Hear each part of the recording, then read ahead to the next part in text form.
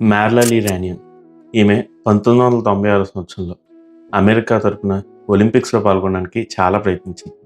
ఆమె తన బెస్ట్ ఇచ్చింది. కాకపోతే తన బెస్ట్ ఆ జట్టులో చోటు సంపాదించుకోవడానికి అవకాశం లేదు. అలా అని ఆమె కుంగిపోలేదు. మరలా ప్రయత్నించింది. ఈసారి 2000 సంవత్సరంలో జరిగిన సిడ్నీ ఒలింపిక్స్‌లో ఆమె అమెరికా తరపున రేస్‌లో పాల్గొంది. 1500 మీటర్ల పరుగు పందాన్ని ఆమె 8దో స్థానంలో ముగించింది. కానీ ప్రపంచం అంతా నుంచుని ఆమెకు చప్పట్లు కొట్టారు. అమెరికా దేశ చరిత్రలోనే అది గొప్ప పరుగు.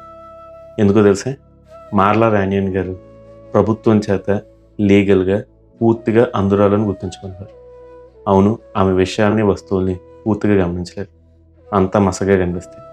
ఆమెకి కేవలం షేప్స్ మాత్రమే కనిపిస్తాయి. అంతకుమించి ఏమీ లేదు.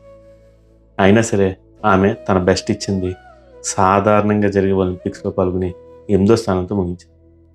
నిజంగా ఆమె చేసింది చరిత్రలో నిలిచిపోయింది.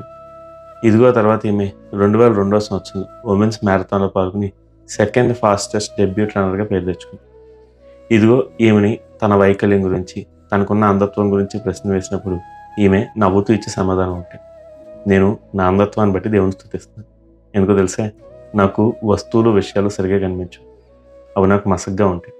నేను దేన్ని పూర్తిగా గమనించలేను. ఇదిగో ఇలా నేను గమనించకుండా నాకున్న గురి మీద మాత్రమే దృష్టి పెట్టడానికి ఇవి నాకు బాగా సహాయపడుతున్నాయి.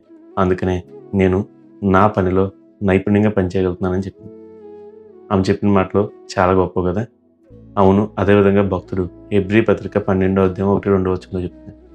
ఇంత గొప్ప సాక్షి సమూహం మేఘం వలె మనల్ని ఆవరించునుగా మనం కూడా ప్రతి భారాన్ని, సులువుగా చిక్కులు పెట్టే ప్రతి పాపాన్ని విడిచి విశ్వాసానికి కర్త, దాన్ని కొనసాగించేవాడని యేసు వైపు చూచు మన ముందు ఉంచబడిన పందెపు ఓపికతో పరిగెత్తుదాం అంటున్నాడు.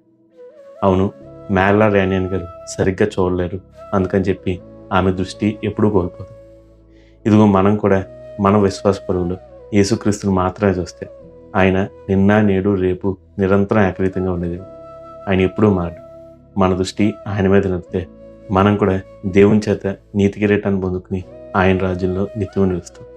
మరెందుకని మీ దృష్టి యేసు మీద పెట్టి ఈ రోజు నుంచి మీ పరుగు పందాన్ని కొనసాగించకూడదు? ఆలోచించండి. God bless you. Have a blessed day.